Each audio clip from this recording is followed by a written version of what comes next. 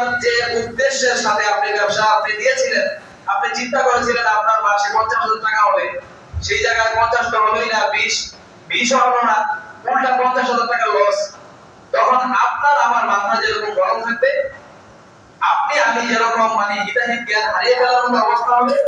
তো আল্লাহ রাব্বুল আলামিন যখন এই পৃথিবীতে মানুষকে সৃষ্টি করেছেন ইবাদত করার জন্য, যখন এই মানুষ আল্লাহ রাব্বুল আলামিনের ইবাদত বাদ দিয়ে আল্লাহ রাব্বুল আলামিনের ইবাদত তো করেই না, বরঞ্চ আল্লাহ রাব্বুল আলামিনের সাথে শিরক করে, অর্থাৎ মানে ইবাদত তো করেই না, বরং উল্টাটা করে। যেই কাজটা করে আল্লাহ রাব্বুল আলামিন রাগান্বিত হবেন, অখুশি হবেন, সেই কাজটা করে।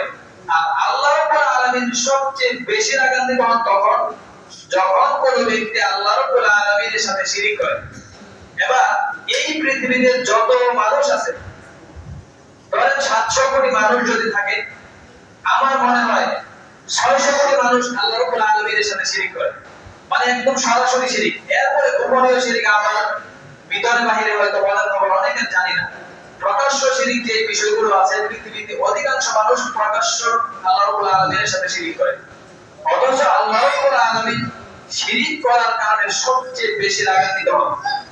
তাহলে যে কথাটা বললাম, আপনি আমি যখন একটা ব্যবসা দাঁড় করাবো, একটা প্রজেক্ট দাঁড় করাবো, যখন আমাদের একটা চিন্তা থেকে থাকে এই প্রজেক্টের মাধ্যমে আমি এতটুকু মুনাফা অর্জন করবো, যখন সেটা অর্জন করতে পারবো না, এমনিতেই আমাদের মাথা গরম থাকার কথা। আর যদি বিপরীত হয় যে উল্টা ওই পরিমাণ লস, তাহলে তো